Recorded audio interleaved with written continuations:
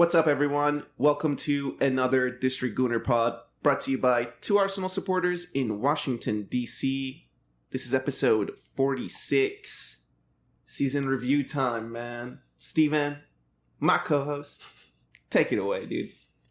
Howdy. It's Monday. It's a Monday evening. Sad vibes all around. But, you know, we're here in the lab. We're back together. He opened the front door, invited me in immediately, put our heads down, shaking a little bit. Sad times to be an Arsenal fan. Sad times, dude. The last few games we've watched them together. Not this one, man. Not this one. But honestly, I was driving back from Ohio and the game had kicked off and I got it on my phone. My partner, she was driving and I just saw 2 minutes in the other side, right? Bad news, Arsenal fans. City are already leading. And right there I told her, whenever you want to switch, I'm good. I think that was the general feel. Watching the game. Within 90 seconds, City have scored. They announce it and it's like, well, I guess this is now just a training exercise. We're just, let's beat Everton, have a good day. But it was a wrap very early, which was kind of disappointing. There was a lot of anticipation pre-match. I actually watched some of the stuff, big anticipation. They're at the Emirates, Rebecca and the Rubbies. Everyone's hype about it. Ooh, come down final day. Within 90 seconds, it's gone. Just like that, dude. They actually asked one of the pundits, I don't know who it was exactly, but they asked him, like, why are you at the Emirates and not the Etihad? And the pundit said, there's 115 reasons I'm at the Emirates today. And I felt good about that. Honestly, I checked out West Ham's lineup and they were 5 in the back. So that was also kind of exciting at the same time. Like the whole time, you know how I feel about the Hammers, and I saw their lineup and I just felt even better. But also, I was kind of shocked by our performance a little bit. It did feel, I think you called it out in the last pod. You said that I just really hope that people aren't like checking too much and projecting anything. But within 2 minutes, you just felt the whole air go out of the stadium, dude. Yeah, you definitely did. And then it went 2-0 down. There was definitely, the camera was panning to the crowd. I don't know how much you caught of the game if you were driving. But they panned to the crowd. They're showing the fans showing up at 2-0, talking to their friends, 5 seats away. So there was that sense. Kudus hit his goal, right? So West Ham go 2-1. Huge roars from the crowd. But I would say it was a little bit flat. And I don't think we played bad at all. We dominated them. I want to say our XG was so high. It was almost 3. We had so many chances. Pickford had a great game. He had made some great stops. The T-Rex in goal. But yeah, we hit the woodwork twice. Yeah. So it was a fine. To be honest, I think the performance was fine. Their goal was lucky. Huge deflection off a free kick. They created nothing really. So it is what it is. It's honestly playing a Sean Dyche team. We got a Sean Dyche matchup. A true one.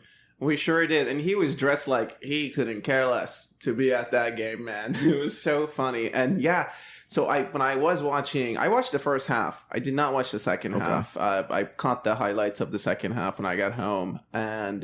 But I did when I was watching in the first 2 minutes how I knew.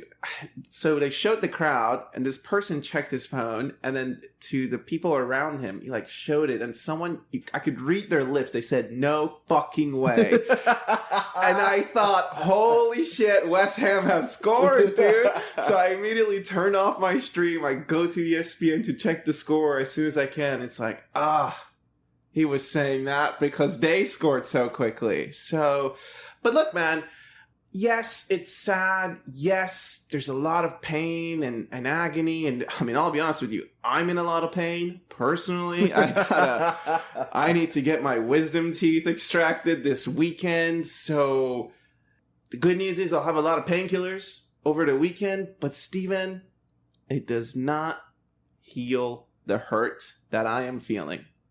It doesn't heal. I think, and we've talked about this a lot, of coming down the final day. How do we want to go out? If we're going to go out and we're not going to win it, because there's a big possibility City win out like they did. I don't think we went out in a bad manner, to be honest. Not winning it as much as it doesn't feel good, because there's that hopium. We're on that hopium pack 3-4 weeks in a row, hoping they drop points. Didn't happen. But we played well. Since in 2024, drew a game, lost one game.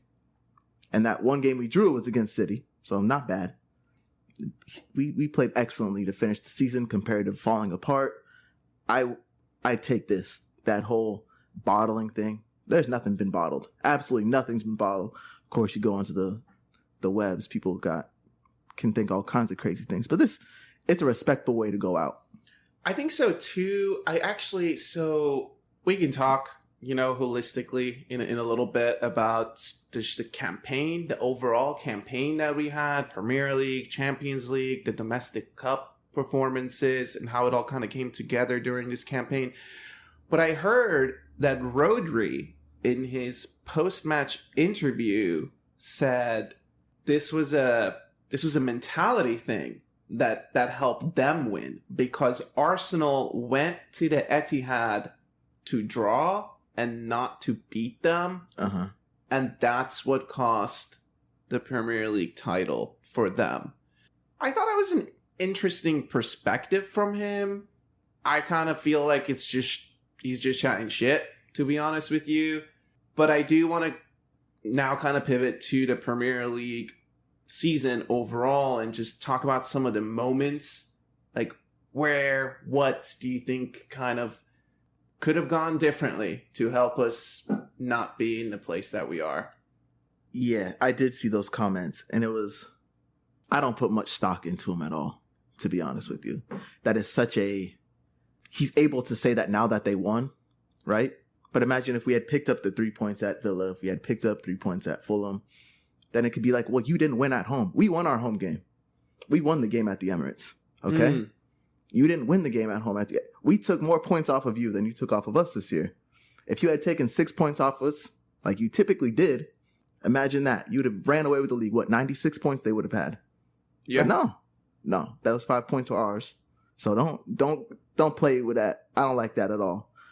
It's such a reactionary thing to say right after the game. But, as City fans go, I got to say, after the game, you look online, the West Ham fans, City fans singing like, I don't know if it was like Arsenal, are you watching? All of this stuff.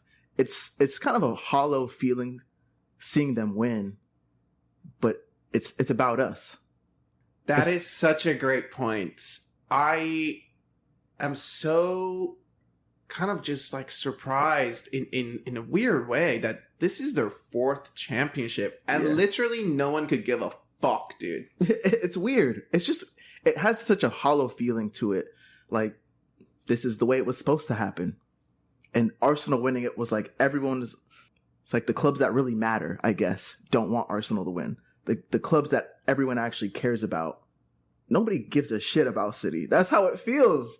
No one gives a shit. Like, they won again. Who cares? It doesn't mean, it's just it's this new brand on the block. Like, that's not going to last. It's just this new thing. It's like Tesla. It's not Ford. It's not GM. It's not Mercedes. It's not Ferrari. It's not an OG. It's not a real car company. It's Tesla. It is Tesla. Right? And at the end of the day, if you're going to purchase luxury, purchase real luxury. Yeah, not BMW. Yeah, exactly. It's weird feeling like that. You're watching the scenes after. It's like, it doesn't mean much to them. It doesn't seem like, why are you singing about Arsenal? And like, that's just weird. That is weird. I mean, dude, I wish we could collect rent on these people, bro. Because we're in all of their heads, bro. And I tell you what, man, to be fair, I think they are worried. I think they are rattled. I think they do fear us. The way their manager has been speaking, I haven't heard him talk like this about a team before. He's like, they will win. If we don't win, they will win. The way he's talking, the way he's bigging up our manager, and in the past, maybe like 3-4 years ago, I always felt like, oh, he's just being facetious. Uh-huh. But I'm not getting that vibe, dude. We're in their heads. They know we're coming, dude. We're here. We're here to stay, bro. So there's the hollowness about that. But then you think about the squad having perspective. This summer is going to be great. Second youngest team in the Prem. Like, there's really nowhere to go but up from here. There really isn't. I expect us to be in this place 2 years in a row now. Last year, people call it a fluke, and you can accept that because it was out of nowhere. No, we've established it this year, so we're back in the running, man. I mean, that's the thing, dude. When I reflect on how much weight I should put behind things that these people say, these are the same people who last season were saying, that was it. That was your shot. It's like, okay, you're not doing the math, big man. Like, you're not seeing what I'm seeing, bro. If you thought that was it, like, that was us peaking, we're 22 years old, bro.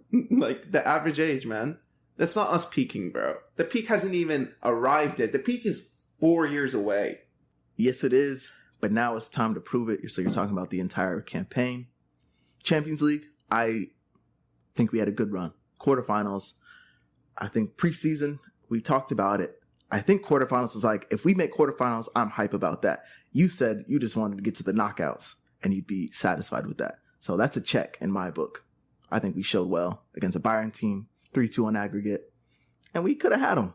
The cups, I don't feel good about the cups. Domestic cups, not great. We got knocked out way too early. That's a shame. You have to at least, you got to get obviously you got to get your rotated players in there, but you really got to show who you are in the cups. So Liverpool, they won the Carabao. People call it the Mickey Mouse Cup and stuff, but guess what? They won something. It means something. FA Cup, we love the FA Cup. People can say it doesn't mean much, but it means it's a final in May. It's a big deal.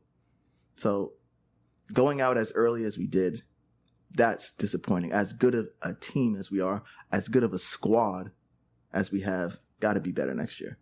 Yeah, because at least it's still something to fall back on, right? Because you still feel like, we were so good and we brought home the FA Cup, right? Or I think what you're trying to kind of get across is in the last 3 months, our big focus has just been the league. The league. And there's always this fear of, it's maybe not going to happen. So it's just not great to put all your eggs in a basket like that. And look, this podcast was launched on Community Shield Day 2023. Shout out to everyone who's been listening to us and being with us on this journey this season. That means a lot.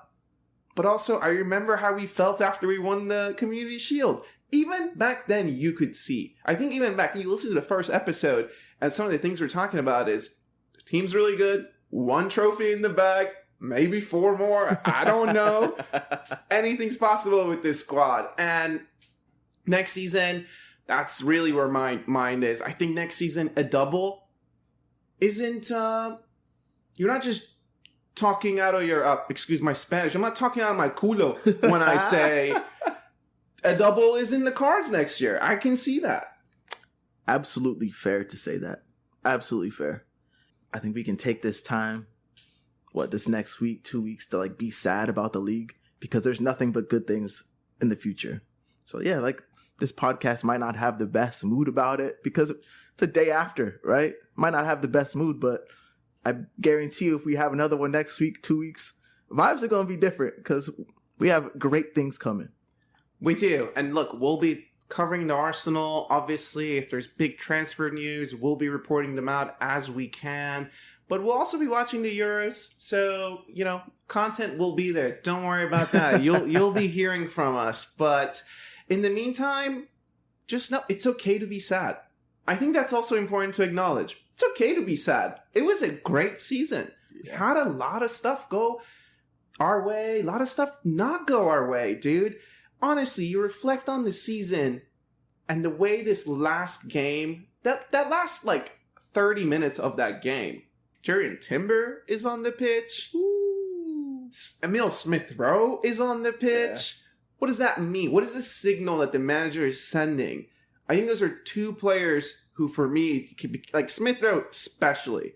I think that was such a message to him to play him in the last game of the season, to say, he'll be back next year. He'll be back wearing an Arsenal jersey next year. That's how I saw it. Interesting. I think we'll probably get into that this summer, because that's a big talking point of the 3 guys. Eddie Nketiah hasn't been seen. He's been lost. We lost him somewhere in 2024. Reece Nelson, he's also on the outskirts, but Smith Rowe gets the occasional appearance, and to be on the final day of the season. Fabio Vieira, where you at? Smith Rowe was the choice. So interesting. I took that as a big sign that, hey, look for this guy next season. That's because it's like, hey, look for Jurrien Timber next season. Yeah. That's how I perceived it, man. I was really paying attention to the last bit of the squad that was out there. Look, the overall campaign review about the Premier League, Arsenal under Mikel Arteta. This is now our 5th season under his leadership. Started out with the 2019-2020 season. So we got 56 points that season, finished 8th. The next year we had 61 points, finished 8th again. 21-22, 69 points. Nice. 5th place. 22-23, 84 points. 2nd place. And now again, 89 points, 2nd place. So if I were to create a chart from that, like, the trend is up, big man, right? Like, the trends, we're not suddenly, like, breaking trend and just dropping down, man. No. And so I'm feeling really good. And I agree with you. I think the domestic cup performances during this campaign were disappointing, for sure. Because I think it also limited some of the rotations. But look, Arsenal Football Club should not be getting knocked out in the 2nd or 3rd rounds of domestic cups. That's just fact. So that's one piece manager has to improve on. And, I mean, he's got the FA Cup that he won in his first season, and we got, a couple of Community Shields now? So, big major trophies are coming, bro. Gotta see them. So, this season, unbeaten against the top 6. Not bad.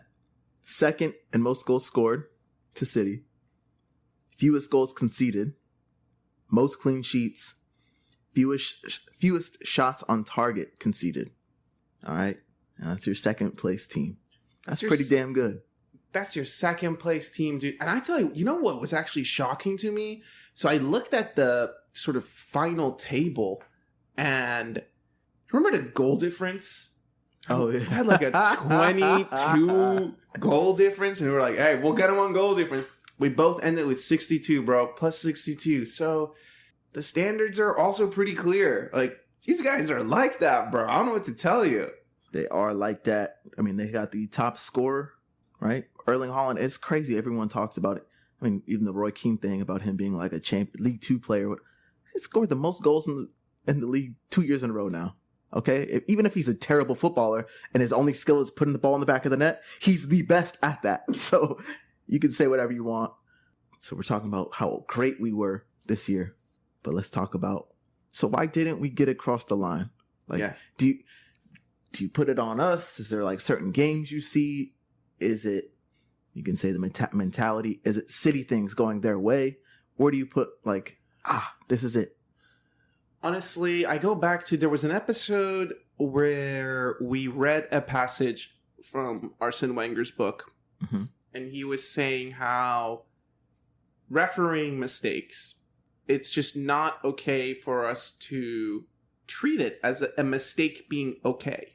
When I think back to the moments in this season, Newcastle game comes to mind, dude. It really does.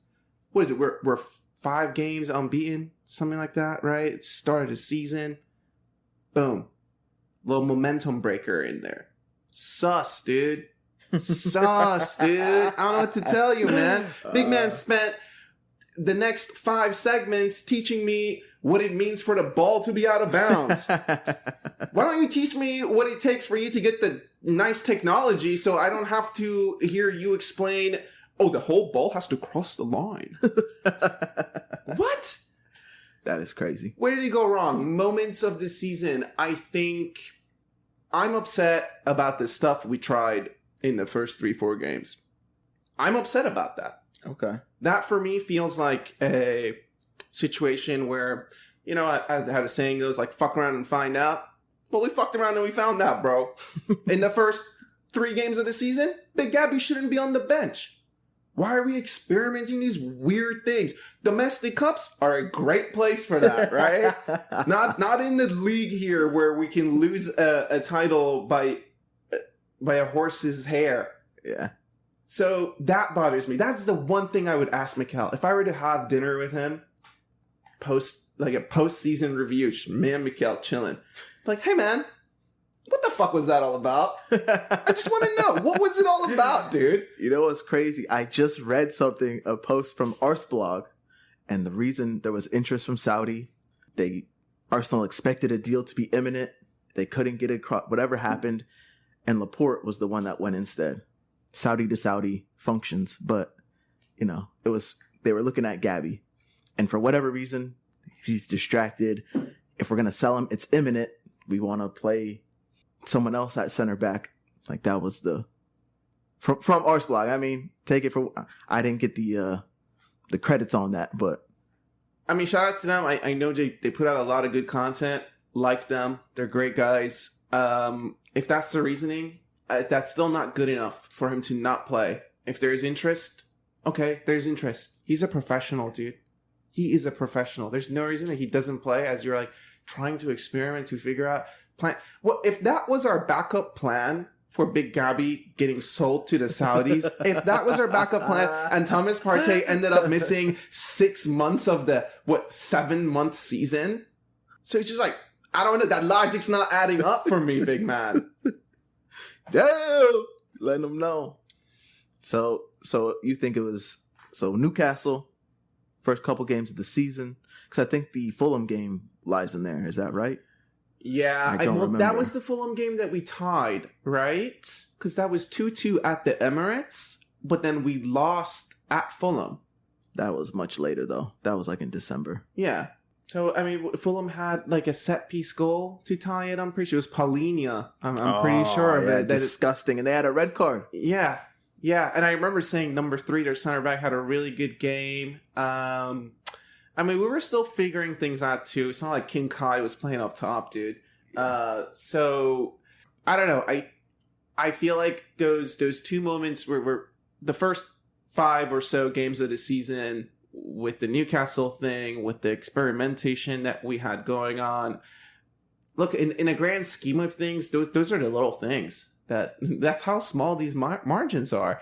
And then what else? I mean, December, the goal drought that we had. Martin Odegaard just trying his best to put the team on my back, dude. I don't know. What do you put it down to? Do you think this talking point of if we had a killer striker like in Erling Haaland that we wouldn't be in this situation today? I don't agree with that at all. I mean, found our way with Kai up top. That should have been the move earlier. So if anything, you put it on the coaching staff for not figuring that out. That's kind of what I say. Why do we start Eddie Nketiah for so long when that's not working? It's not working. It's not working. It's not working. But guess what? He's up top. He's up top. He's up top. That's weird. So that could be something. So actually, now that you say that, I will put something down to the stubbornness of the coaching staff. We know that about him, though. We know he's stubborn. We know that. This is what I would say. We took 1 in 12, 1 point out of 12 versus Fulham, Villa, and West Ham. Ouch. Like, that's it. That's done. Fulham. So we ended up losing to them and drawing. And that 2-2 game, 3rd game of the season. I just checked. 3rd game of this. Fact check. Had the red card. 2-2. Villa, obviously we lost to him twice. The first game we should have won. That was the away game. I feel like we dominated that one. That was in our rough patch. And then the West Ham, we lost that game early in the season. Weird. I'm sorry, I have to say this. The Villa game. Gabi Jesus in the penalty box. Again. Oh, yeah. This is us just normalizing mistakes and inconsistencies with the level of officiating, and it's not good enough. That's why my manager sits there and says, guys, I need help. He looks at all the journalists and he says, I need your help because we're pretty good. We're doing everything that we can. But in the grand scheme of things, there's these little sus things, man. Ooh. These are the little things that then now you don't really think about it. You're just like, well, season's over. Okay, they were short 2 points. It's like, why?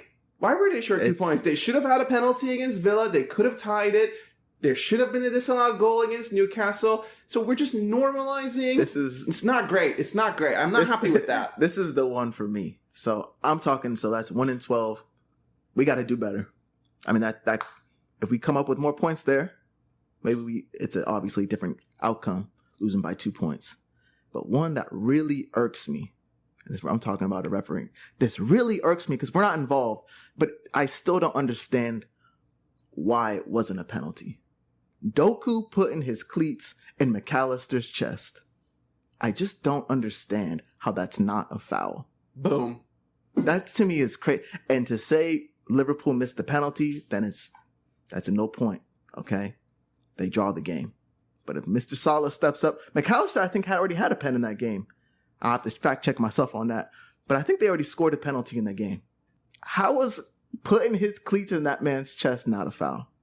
I really think it's unacceptable. Why do we have to accept these standards of the officiating within this league, of the weird decision makings that go on, of the inconsistencies of this game? We're going to ask the ref to go and look at it himself and make a decision. This game, you don't need to see it, bro. This is the verdict. So what did you think about the handball for the Everton one? So they came back with a VAR review for Jesus' arm touching the ball. I didn't think it was a handball. I didn't think it was a handball either. Sean Dyche was mad after the game. I was kind of surprised. Me too. The announcers, the commentators on our feed thought it was going to be called back because I think obviously he went over to review it, but they're like, no, I know his arm's against his body and he's like but he's leaning into it. He's leaning into it, so it's a handball. It's like, that doesn't make any sense to me. You're trying to make yourself as small as possible. So it's like, if his arm wasn't there, it would have hit his what? Hit his like chest or whatever? Like, no, that's not a handball. Hit his belly? It actually looked like he purposefully was tucking his arm in for it to not be. He was trying so hard. Like, I'm not trying to do this. This is just part of my body. Yeah. And it was, dude. So I thought that was weird that the commentators thought it. But I appreciate the referee going to look at it and being like, no, I don't think that's a handball. And he allowed the goal. So I didn't think it was a handball live, and I don't think it's a handball when you're slowing it down. But hey, maybe the last game of the season, he gets to go and do that. Why not the last 38? Does it take too long? Because I'm tired of waiting for 5 minutes for you to draw parallel lines. Send the referee to the monitor, dude. Figure it out. And we'll talk about VAR getting scrapped during the summer, because I know that's a talking point. The EPL is going to vote on it. Yeah, I saw that. But that's a great example of how to use VAR properly. Go look at it. You don't think it is, and that's fine. No, you got that one wrong. Go look at it and then reverse the call. Like, no, let the referee be in charge of his decisions. So, I mean, I really think, look, in the second half of the season, we didn't put a foot wrong.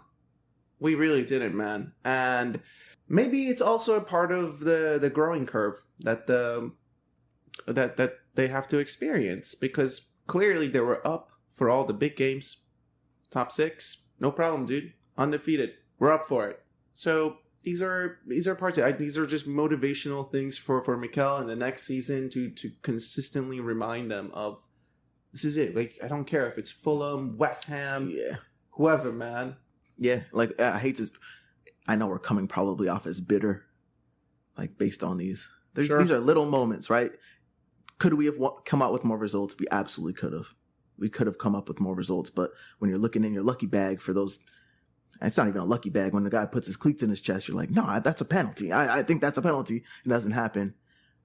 But like you just said, like, make sure we do our part, because there might be something not going your way. As Liverpool fans, nothing went their way. They believe nothing went their way, and they have a lot of receipts on that, which, you can take that however you want. But yeah, you got to do your part. You have to do your part to win the league, because any scrap you leave those guys, they take it and they will eat it, and they will try to put their foot on your neck. 100%, dude. 100%. I mean, look, still very proud. Yes, feeling some pain. Yes, maybe even a little bitter. Honestly, that's okay. I'll say I'm pissed off because I don't like being told that my eyes don't work properly. It's like they do, big man. Sometimes I actually wear my glasses when I watch these games, bro. So that's what I don't appreciate. But I hear you on all of it. Let's take a break from the campaign review, and then when we come back in the second part of the episode, we'll hand out some season awards, and then we'll have a little arse in, arse out chat, huh? Let's do it.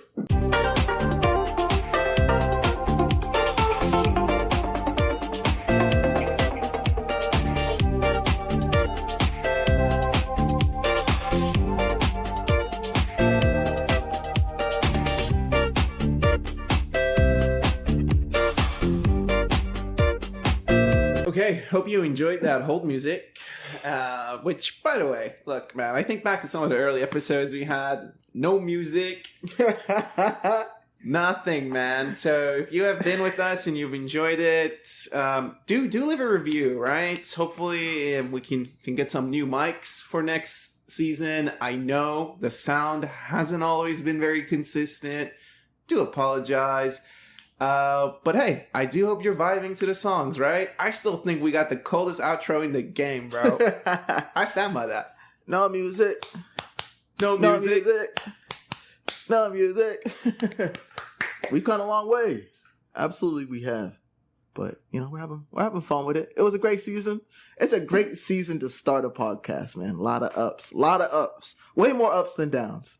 That's true. And the energy, I think, is changed now as we try to hand out some awards, man. Let's see. We've got 1, 2, 3, 4, 5, 6. We got 6 categories, 6 little awards to hand out on District Gooner Pod, dude. Why don't we start out with one to watch review? Early season, we each had our own one to watch. I have my boy Tommy, who, by the way, a striker's finish over the weekend. That was solid. Who thought he had that in the bag? Yeah. And you had Reese Nelson, who had a couple of nice cameos throughout, man. How would you rate their performances this season? So my one to watch was Reese Nelson. The reason I chose him is because I thought this was a year he's got to make the impact if he wants to stay. I thought he was going to come out swinging and get minutes. No minutes. Performances were okay. So not great. I think he's gone in the summer. Really? I do. There's no point in keeping a player like that. I think he's got substantially high wages, to be honest. It's just hard to imagine where he would go. I think we're going to have to pay off some of his wages and sell him somewhere. And do I know where he would go? No, probably I would guess within the Prem somewhere. But no point in keeping a player like that on the books, in my opinion. A player that you don't trust to play. Huh. That's interesting. I actually felt like he would stay. Maybe I'll save that for our Sin, Arse Out segment. But let's talk about your one to watch, Mr. Tomiyasu. Ooh, he had a segment of the season where I was on the record saying he is the best outside back on our team. And that was over Mr. Blanco, over Zinchenko at the time. And I'm not going to count Timber because I haven't seen enough, even though he looked really good. I was excited after that Everton game, bro. I was like, ooh, this dude's a player. But at the time, Tomiyasu's playing. He's our best outside back. That's what I said. I think defensively, he is the best one. Of those three guys I just named, he's the best. Attacking wise, he can get better. There's room to improve. The inverted role he played from the beginning of the season to now, so much more comfortable taking up those spaces. People actually played him the ball on Sunday. People actually hit him with some of those passes, which is nice. I like Tomiyasu a lot. I think he's obviously going to stay. He'll get plenty of minutes next year as well. I agree with you. I think you said he was undroppable. I did at the time until he got hurt again. He was undroppable. That's the only thing about him. Why was he my one to watch? He was my one to watch because I really felt like he is the best defender in the team. I'm not sure if William Saliba can do what he can do out wide, right? And I just felt like, he's going to have a really big role to play in the run-in, which he did, and I'm really happy for him. And honestly, he's got fight to him. Yeah, he definitely does. He absolutely does. You saw him this past weekend, right? After he scored, even before that, like, he gets so upset when he misses chances. Yeah. He's up for it defensively. And man, when he scores, he was just like, come on, guys. Like that passion, yeah. There's a fucking game to play, dude. That passion, that energy. He's great in the air. He had a chance early in the game with his head, put it wide, slotted that one home. Yeah, there's something about having Tomiyasu out wide. You're like, we don't really need to worry about this space. If he doesn't give you a ton offensively, it's fine because he's probably playing against the other team's one of their best players. So, and he's going to shut him down. That's typically the role he plays. The right wing is usually the more dangerous wing. And having Tomiyasu there is a cheat code, man. Right-footed, left-footed, who knows? Winning balls. He's huge. He's a big dude. They moved him into center back, and I thought he looked good to end the game at center back. And that big Gabby role, super mobile, just there to play the pass.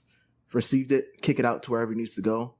He's played a few through balls recently. Like, he's looking good, man. I'm excited for Tomiyasu. I agree. We just gotta keep him fit. He gotta keep himself fit. But I think this is the first year where he doesn't have a World Cup. He doesn't have an Asian Cup to go to. So this is like the first year in the 3 that he's been with us where it's just Arsenal Football Club. So hopefully that will help him a lot. Let's hand out our first official award, Player of the Season. Ooh-wee. Wow. There's a lot of different directions you could go with this, man. You can go to the back line. You can go to the midfield. You can go to a star boy. What you think? What's your vibe? You can go to goalkeeper if you want to take someone with the golden gloves. You really could. I mean, the performances have all been top, but as the title of the pod says, I'm the one who wrote it this time. Martin Gøategaard. My player of the season, bro. My captain, dude. I was thinking about it today. I was thinking, I haven't felt this much of a connection and just like inspiration from an Arsenal captain, or just even like closeness. I feel like I know him. I feel like great guy, love his vibes, could totally be pals. I'm sure he's a friend of the show. And I was reflecting on it. I was like, man, in the last 10 years, in the last 20 years, I mean, I've been watching for 20 years, but I'm sure Tony Adams was a great captain. Yeah. I'm sure Patrick Vieira was a great captain. Henry had his moments as captain. Bergkamp. But I don't really know those guys like that. I was exposed to fucking Hector Bellerin wearing the armband. So to see him and to see his work rate and to see how much he's willing to just carry the team. And I think back to our rough patch. He was such a stellar player in that December. He was named December Player of the Month because everybody knew he's the guy. He's the guy showing up every day, every game. And yeah, maybe near the end, his legs gave out a little bit. But look, ultimately he finished with 10 assists and 9 goals. Could have been higher if Bukayo wasn't taking all the penalties. So he's definitely my player of the season. And I'm so excited for him to continue being our skipper, leading the line. And I don't blame him for Martinelli missing wide. I don't blame him for Saka putting it near post wide instead of going out wide. I don't blame him for all the chances that he has created that just haven't been converted to show up on the stat sheet for him to get a little trophy.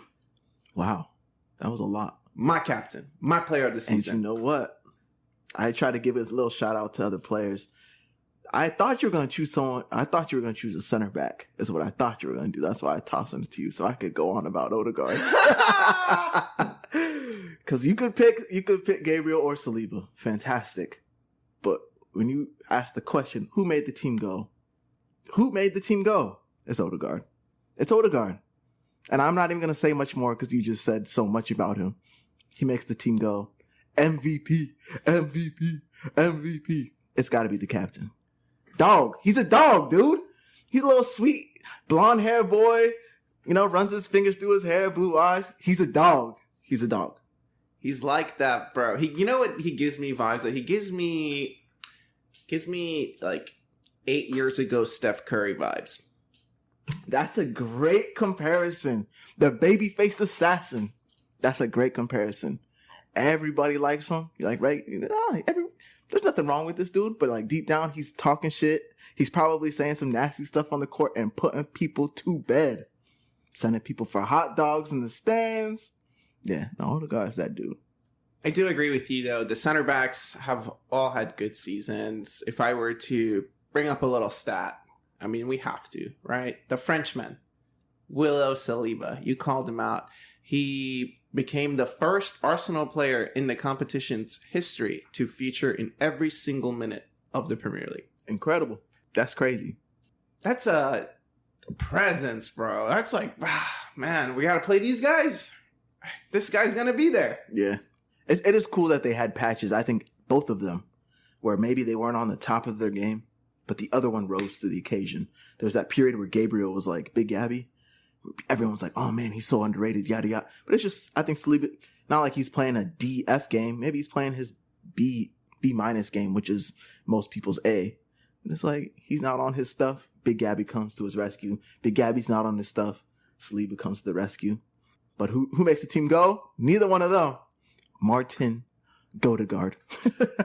Martin Gøategaard, dude. That's who Willow Saliba follows, big man. That's who he goes to war with. Yeah. So, and look, to be fair, since he made his Arsenal debut, he has had the best clean sheet percentage in the Premier League as well. He's played 64 games, kept 29 clean sheets, 45% of the matches that he's played. Very impressive, dude. Let's go to our next category. We've hit some highs, right? Yeah. Underachiever of the season. Oof. Never a great award to give out, but it has to go to somebody. And I'm going to give it to our 14, Eddie Nketiah, the missing man. Really? I think he absolutely underachieved. Say more. Came into we were hype on him. Whether we were backing him, we man. backed him hard, very hard at the beginning of the season. And whether that was just false hope, like we just wanted it so bad, we were just wishing it upon ourselves. I think he showed some stuff and he just ran out of juice. And that's an absolute shame because he only played the first half of the season, the first third of it. Up top, pressing super hard, getting a couple goals where he's just kind of being a nuisance, I think. Being our fox in the box. It could have been his position. He lost his place in the football club this year. He's gone. Man's gone. Again, you can't keep a player like that you don't trust in your squad. I really don't he came out a few times in 2024 and it was like those last minutes, can we get a goal? We need a goal real bad situation. He came on against Bayern. Yeah. Sick to my stomach. I think he had a really big opportunity this year. The manager loved him. And maybe he does love him. Arteta, he backed him a lot. I don't know if he backs him anymore, man. I think he's done a lot of damage to himself with the club as far as just not putting up the numbers he should have. Putting in the press that he should have. I think we liked him so much because he's at least putting the effort. We can see that. That makes you like somebody. You actually trying. You're putting in the press. Whether you're not getting the goals or not, see, even like Kai, the way he pressed, like at the 8, he's playing. He just wasn't getting his assists, wasn't getting goals, but the dude's playing. I couldn't say the same about Eddie. There was a certain point where, he just seems like he lost his juice, man.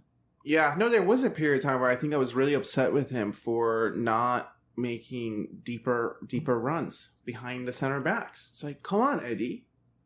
This has got to be your bread and butter, dude. Gotta stretch us, man. You gotta stretch us. We're getting pressed, bro. And I hear you. I think sometimes maybe your level is your level. And this season in particular made that clear because work rate, I would even say footballing IQ. How many times we talked about Eddie, like, make that extra pass, dude. Making the pass. Yep. And I would even say as far as the touch, King Kai. The touch, dude. Oh. He's an underachiever because he was given the most opportunities to me. I'm talking Smith Rowe, Nelson, Vieira. Those were kind of and then Eddie Nketiah. Those are the guys that were looking to really solidify themselves. He was given the most chances out of all of them, and he didn't take it. Underachieved. Yeah. I think for me, I struggled with this one. I had two players in mind. One, I was pretty certain I was going to hand the award out to TP5. It's because I feel like he underachieved. He underachieved by not playing. There's a few I'm trying not to take digs at, this is not a dig at Eddie Nketiah either. Just, we have to give out the award. Have to choose somebody. But that's a fair, didn't play. But I'm just speaking factually, dude. You did not play. What I've seen in the last 2 months is upsetting. That tells me you underachieved this season. You did. Because if you were in the starting 11 for more than 8 games, maybe going back to the moments of what things would have been different, that's one of them. Yeah. That's definitely one of them. Who was on the field when we won that game against City? Who played that ball? Don't do it now. Was that him? Yeah, he played the ball to... That's right. To Tommy, yep. Huh. Interesting. So, but... I'm saying that as a bad thing, by the way. I'm not... He's that level of player, but where is he? But where was he for 6? If you don't show up for more than 2/3 of the season, you underachieved. Yeah, I'm with you, man. But you're not getting this trophy. Oh man, we talked all that shit. Because this trophy is going to a player who I have really high hopes for. He's had his hand wrapped up recently, trying to change up his look. Maybe that'll help. I enjoyed watching him play on the opposite wing. I want to see more of that next season. But my guy sticks. My guy, Martinelli. Wow. Underachiever of the season goes to Gabriel Martinelli. Because I think back to when we were doing predictions, dude. It was like episode 2 or 3. And we were talking about, well, what do you expect from Saka, Martinelli, and Gøategaard? Those were our 3 attacking players. They were both involved in double-digit goals this past season. And we said, I expect all 3 of them to have double-digit goal involvements again. And he underachieved this season. Ouch. And that one hurts. Yeah, because that one hurts. Fuck with him, bro. Because like I was just talking about Eddie, Martinelli puts in a shift. He always puts in a shift. But he is a different level player to Eddie Nketiah. And we expected a lot from him this year. Didn't get it. We thought it was a slump. To your point, he got his position taken from him. Well, you said that Eddie got the most chances. I disagree with you. I think Martinelli got the most chances this season. And therefore, really underachieved. Interesting. To me, Martinelli he's a nailed-on starter. I guess it's hard because he underachieved in the sort of stat category. I hear you. I think he tried really hard every game, dude. But ultimately, by definition, he did underachieve. Because I remember those episodes, and we were like, yeah, we were talking about how many goals they had gotten in the past 3 years or something. It's like, yeah, he's gotta make that step up. He's got 10. I was like, for sure he'll get 10 goals. I was so confident about that. He's the goal scorer of the front 3 at the time. Like, he's the guy. Didn't happen for him. Didn't happen.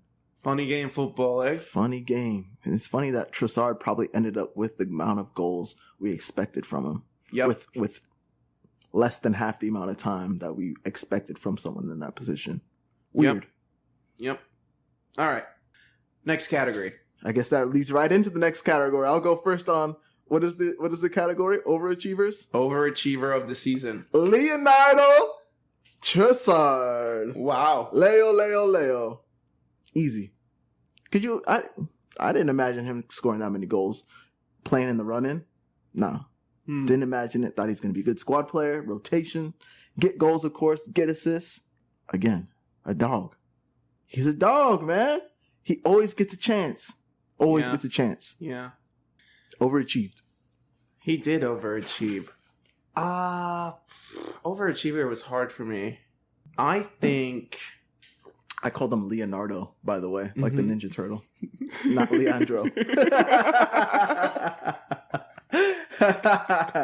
That's great. I'm here for it, bro. Call him whatever you want, bro. He's a dog. That's all I know. Fact check. Gotta fact check yourself on the pod, bro. You gotta fact check Big yourself. fact check crew, man. Overachiever of the season. This is a funny one. I think Declan Rice overachieved. Ooh. Because I think the expectations were he'll play 6. I think the expectations were he can't play the 8. I think this is his most prolific season in front of goals and assists. I think he's just broken his own records. He's got like 7 and 7, something like that. And I think he overachieved because I would also add there's the price tag. There's the everything that comes with that. Yeah. And he overachieved in absolutely shutting everyone up and saying, this is my quality. I told you one of the episodes that people were saying early on, well, I didn't realize Declan Rice was this good at West Ham. I didn't think he was this good. I was thinking 100 million, really, for Declan Rice? Say it with your chest. It's like, you're mad, dude. I was going to disagree with you, but the price tag kind of makes it. He's the best 100 mil signing. There's not a better one. And I'm talking just the Prem. So recent years, Grealish, you can say, oh, he won. Man doesn't play very much. Yep. Right? Jadon Sancho, I think Antony, Mudryk, Enzo Fernandez, Caicedo. There's a handful. He's the best. He's the best 100 mil signing. Easy. It's not even close. I would say he overachieved for his price tag. I would have been down to give him 200. No, don't. You talking out your ass. That's name our numbers. Name our numbers for my 6, bro. No. So that's that one, man. Let's see. We got 2 more awards to get through. Unsung Hero. One of my favorite awards to hand out. Always. You want to go first, or should I? I'll let you go first on this one. I think I've taken the last 2. My unsung hero of this season is between 2 players, but I'm gonna give it to David Raya. Ooh! And if the listeners don't remember, this man was not on the Raya train. He was not. So let's hear it. I was not. But look, man, footballing pod, dude. One of the reasons we started the pod was to just get some common sense out there. There's just too much stuff going on in the world. Too many people talking, bro. That's why we started it. And that's how I feel. David Raya. Yes, Golden Glove winner. I don't think still more than half of the fan base is convinced by him. I don't think still more than half of the fans want to believe that Ramsdale is leaving. And the save he made over the weekend, Calvert-Lewin, when he cut in and he hit that shot and he caught it. Dude? Caught that boy. You know how hard that is, dude? So, the penalty shootout against Porto. Unsung hero, dude. He is the reason we got to the quarterfinals. So, for me, David Raya, please come and collect this award. We're right here in Washington, D.C., big man. Let us know if you're traveling in the summer or not. I like that. I think that's a good choice. And the critics, man, like you're saying, the critics of it was bad. He was not in a good place to start the season. Once he came in, 3 games in, made the change, first international break. For him to have the season that he did, Golden Glove, and miss those games. Fantastic turnout for him. But my unsung hero, this guy under the radar, I just checked, 11 starts this year, came on 9 times as a sub. I have no idea who you're talking about. Kiwior. Wow, that's dude. My unsung hero. Wow. He really came in for us and did a job. That is a shout, dude. Yeah. I think the reason why I'm choosing him is because can't think the guy was going to do much for us. Going to be our sick deer game after game after game. To say that he wasn't maybe the weakest point, definitely on the ball, but he's playing out of position. He's playing left back. He's bought as a center back. He did the job. Zinchenko couldn't get past him again. He took his... So Zinchenko's hurt. Tomiyasu's hurt. We got no options. Kiwior, you got to play, buddy. Get out there. Do your thing. Mikel Arteta said, hey, maybe we shouldn't invert you because you can't do that. Just play left back. Just do your thing out there. Stay at left back. Performance has changed. He could do the job. Zinchenko's ready. I'm ready to go, coach. Throw me in. Big man's playing. The big Polish man's playing again. I give it to Kiwior. He, through the heat of the season, I think, too, beginning of 2024, when we kind of made that turn after Christmas, that's my unsung hero. That's really good, dude. That is really good. I'm so glad you mentioned him. Yeah, he has been out of the spotlight for a little bit, but you can't forget the important role that he played in the sort of 3 months or so that we were just like, this is it, man. You got to step up to the plate. Yeah. And he sure did. Threw him in the fire. He sure did. Yeah. Wow. Really good shouts. All right. Well, last award. Surprise of the season. I'm going to take this one because I think there's... only one. It's almost like this category was for this one person. It's crazy. King Kai, dude. Surprised all the haters, dude. The haters are so surprised. They still are in disbelief. Like, who scored the last goal for Arsenal Football Club this season? King Kai. Who was involved in 20 fucking goals, dude? King Kai. Who can score with his head, with his left, with his right? King Kai. That's my dog, dude. One and only, man. Since back in the day, since the Bayer Leverkusen days, bro. Since the Football Ultimate Team birthday card days, bro. King Kai, surprise of the season, shutting up everyone. And I really hope it continues. Love it. There is only one answer, and it's Kai Havertz. It is 100% Kai Havertz. The surprise of the season. Voted the worst signing by the pundits, aka the idiots of the league, because I still don't get how Nunes from Wolves bought that dude for 50 mil. Best player on the team. Let's pluck him out and play him 6 games. Start him 6 games this season. Good business. You know, it's a Calvin Phillips 2.0. King Kai, 65 mil. Terrible signing. Chelsea laughing us out the building. We just swindled you guys over there. And like beginning of the season, man, first couple games, didn't look great. We backed him, I will say. Just like just like Eddie. We backed this dude. He's wearing red, we're backing him. Sideways passes, one touch. Looks scared. He talk about a sick deer. He looked like a sick deer out there, the tall, lanky man. Yeah. And he does the celebration like a deer. But hitting the ball backwards, sideways, one touch. And, you know, got a little bite. Newcastle putting a little nasty tackle in down there on the right wing. Like, okay, this guy got a little bit about him. He got something about him. Then put him up top, turning with the ball, running at defenses, winning the ball. Absolutely the press. So we talked about Eddie earlier. Kai, did he ever stop? That dude does not stop. I think him and Gøategaard is such a great pair. Engines. Absolute engines from both of them. Surprised me. I'll be honest. He won the spot at 9. I didn't think he was going to play at 9 this season. Won the spot. So we're talking about that dire question of Arsenal getting a number 9. It's more like, let's get somebody that can play with. We can play with 2 strikers now. And what I mean is, Kai can play some games. If we need another look, someone else can play. I think he's going to play there. Maybe he'll drop back into the 8. It's very interesting in this summer. Good pods. Because Declan Rice, is he going to play 8? Is he going to play 6? Who are we going to buy? Is Havertz going to play up? Because he's on the field. The man's on the field now. Surprise of the season, King Kai, dude. Heard it here first, by the way. Heard it here first, man.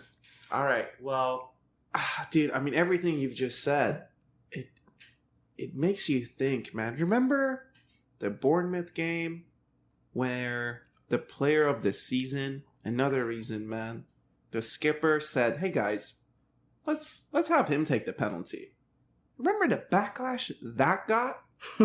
Small club. Oh my God, what are they doing? This guy needs handouts. So, look, sometimes you just got to see things for yourself and believe in yourself. And there's only one thing that I know for sure. This experience has made King Kai start to peak, dude. Hasn't even started yet, bro. Hold on. I think I have a stat about this dude. Give me 1 sec. All right. This is from Statman Dave on X. Shout out, Dave. Kai Havertz has scored or assisted 20 goals in the Premier League this season. He has never been directly involved in more goals in a single season in his career. So when you talk about reaching those Leverkusen, what people thought he could be, 13-7, and only playing, I'd say half the season up top. It's only up from here, right? He's now comfortable in the team. What you just said is perfect. What people thought he was going to be. Maybe if you're this, honestly, if you're this, to me, that's a $65 million. Like, that's a $65 million transfer. Easy. Easy, dude. Yeah. And the versatility alone. He's not only going to bag you goals, get you assists, but he's going to press his ass off, be an engine. Nah, that's a player. And there's still people who have apologies. I'll see them online, dude. I'll see them online. Listen, man, we've been going for more than an hour on this beat now. You know how we do on District Gooner Pod. So probably not gonna get to our next segment. We were gonna do some Arse out chats and look ahead to the summer transfer, but is that a clip? Is this a cliffhanger? But you'll just have to make sure you're subscribed and you're willing to spend some hot summer days with us. You know, maybe you're going for a little hot girl walk. Maybe you're folding your laundry. We'll be there this summer. And I gotta again say, appreciate you. Appreciate everyone for listening. Drop us a rating. Drop us a review. Be well. Be healthy. Be happy, man. Come on, you Gunners. Be easy.